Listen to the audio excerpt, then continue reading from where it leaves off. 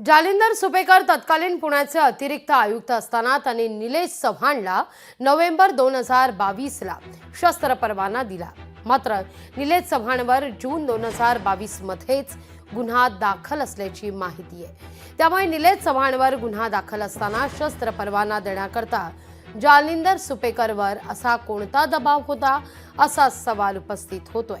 त्यापूर्वी ग्रामीण पोलीस आणि जिल्हाधिकाऱ्यांनी निलेश चव्हाणला परवाना नाकारला होता। त्यावेळी शशांक हगवणे आणि सुशील हगवणेलाही शस्त्र परवाना देण्यात आल्याची माहिती समोर येते। जालिंदर सुपेकर हा राजेंद्र हगवणेचा नातेवाईक असल्याचं समोर आलेलं आहे। त्यामुळे राजेंद्र हगवणेनं जालिंदर सुपेकरकडून निलेश चव्हाणला शस्त्र परवाना मिळवून दिला का, हा सवाल उपस्थित झालाय। या प्रकरणी पुण्याचे तत्कालीन अतिरिक्त आयुक्त जालिंदर सुपेकरवर कारवाई होणार का, असा सवालही उपस्थित होतोय। निलेश चव्हाणवर कोणते गुन्हे दाखल झालेले आहेत पाहूया आपण। निलेशनं पिस्तूल कसपटे कुटुंबियांवर रोखलं। निलेशवर वारजे पोलिसात गुन्हा दाखल आहे। आर्म ऍक्ट अंतर्गत गुन्हा दाखल आहे। स्पाय कॅमेरा लावून व्हिडिओचा निलेशचा पत्नीचा आरोप आहे। स्पाय कॅमेरा लावून व्हिडिओ काढल्याचा निलेशच्या पत्नीचा आरोप आहे।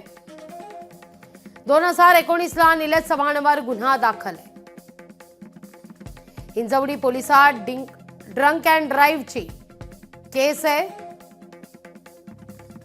2009 मध्ये निलेशवर वारजे पोलिसात गुन्हा आहे।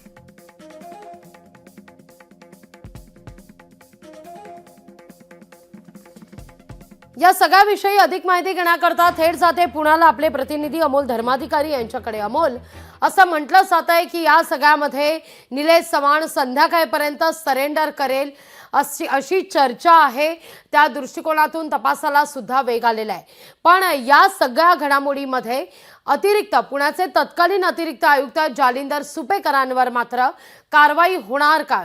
शस्त्र परवाना दिल्याप्रकरणी निलेशला हा देखील मुद्दा आता उपस्थित होतोय। अमोल, नक्कीच खरं तर पुणे ग्रामीण पोलिसांकडून त्याचा शस्त्र परवाना आहे तो फेटाळण्यात आलेला होता आणि तरी सुद्धा पुणे पोलिसांनी त्यावेळी त्याला परवाना कसा दिला आणि त्याला नक्की या परवान्याची गरज का होती याची सगळी खातरजमा पुण्याचे तत्कालीन पोलीस आयुक्तांनी का केली नाहीये, हा प्रश्न आता उपस्थित झालेला आहे। आणि त्यामुळेच निलेश चव्हाण याला जो शस्त्र परवाना दिलेला होता त्यानंतर आता त्याचा शस्त्र परवाना हा सुद्धा पुणे पोलिसांनी आता रद्द केलेला आहे। पण दुसरीकडे या संपूर्ण हगवणे प्रकरणामध्ये निलेश चव्हाण याचा नेमका रोल काय आहे, कारण की आता वेगवेगळे घडामोडी आहेत त्या निलेश चव्हाण याच्या संदर्भातल्या समोर येऊ लागलेल्या आहेत। त्याचे या आधीचे कारनामे सुद्धा समोर येऊ लागलेले आहेत आणि त्यामुळे वैष्णवी हगवणे मृत्यू प्रकरणामध्ये निलेश चव्हाण याचा काय रोल आहे या अँगलने सुद्धा बावधन पोलिसांनी तपासाला सुरुवात केलेली आहे। मात्र सध्या निलेश चव्हाण हा फरार आहे आणि त्यामुळे त्याच्या शोधासाठी बावधन पोलिसांची काही पथकं तसंच वारजे पोलीस स्टेशनचे काही पथकं आहेत ती सुद्धा रवाना झालेली आहेत। असं सांगण्यात येतंय की निलेश चव्हाण हा स्वतः अमोल, माफ करा काही सेकंद तुम्हाला थांबवते या सगळ्याविषयी बोलण्याकरता। शिवसेना उद्धव बाळासाहेब ठाकरे पक्षाच्या उपनेत्या प्रवक्ता सुषमा अंधारे आपल्यासोबत जोडल्या गेलेल्या आहेत। ताई, काय पहिली प्रतिक्रिया या सगळ्या मुद्द्यावर? जालिंदर सुपेकर यांनी निलेश चव्हाणला गुन्हे असताना परवाना कसा दिला शस्त्राचा, हा मुद्दा या ठिकाणी उपस्थित होतोय। खरं तर ग्रामीण पोलिसांनी शस्त्र परवाना नाकारलेला होता। मी 2 दिवसापूर्वी सुद्धा माध्यमांशी बोलताना हा गुंता स्पष्टपणे मांडलेला होता की जालिंदर सुपेकर हे हगवणे कुटुंबियांचे जवळचे नातलग आहेत। दुसरी गोष्ट, काल मला वाटते परवा दिवशी मयुरी हगवणे यांनी स्वतःच्या स्टेटमेंटमध्ये सांगितलंय की करिश्मा हगवणेचा मित्र हा निलेश चव्हाण आहे। त्यामुळे निलेश चव्हाण हा एका अर्थाने करिश्मा हगवणे आणि या सगळ्यांच्या कुटुंबाच्या अत्यंत जवळचा माणूस आहे। 376 पासून ते 384, 323, 324, 307 पर्यंतचे अत्यंत गंभीर गुन्हे निलेश चव्हाणवर आहेत। वारजे माळवाडी पोलीस स्टेशनला 2018 ला गुन्हा दाखल आहे, 2022 ला गुन्हा दाखल आहे। एवढे गंभीर गुन्हे दाखल असताना आणि विशेष म्हणजे वारजे माळवाडी परिसरामध्ये निलेश चव्हाणचे वॉन्टेडचे फोटो लागलेले होते। असं असतानाही त्याला शस्त्र परवाना मिळतो, याचं नेमकं कारण काय, हा राजाश्रय कुणाचा आहे आणि या सगळ्या संबंधाने या सगळ्या कुटुंबाचे फोटो ज्यांच्यासोबत फिरतायत वारंवार आणि ते फोटो गर्दीतले नाही तर त्यांच्या सगळ्या खाजगी कौटुंबिक कार्यक्रमांमधले, यावरून स्पष्ट होतं की सत्ताधारी कशा पद्धतीने राजाश्रय देतात. अगदी सुषमाताई, फार महत्त्वाचा मुद्दा या ठिकाणी तुम्ही उपस्थित केला आहे. धन्यवाद तुर्तास आमच्याशी संवाद साधलात त्याबद्दल. या सगळ्या प्रकरणी लवकरात लवकर कारवाई व्हावी अशी मागणी आता जोर धरतीये.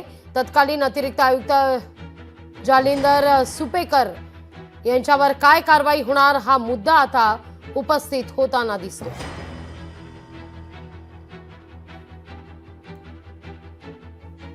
गुन्हा दाखल असताना निलेशवर शस्त्र परवाना कसा काय दिला हा मुद्दा आता उपस्थित झालेला आहे. पण सगळ्यात महत्त्वाचं, ग्रामीण पोलिसांनी शस्त्र परवान्याची परवानगी नाकारलेली असताना जालिंदर सुपेकरांनी असे नेमके कोणते निकष लावले ज्यावरून निलेश चव्हाणला शस्त्र परवाना द्यावा लागला, हा सवाल मात्र उपस्थित होतोय.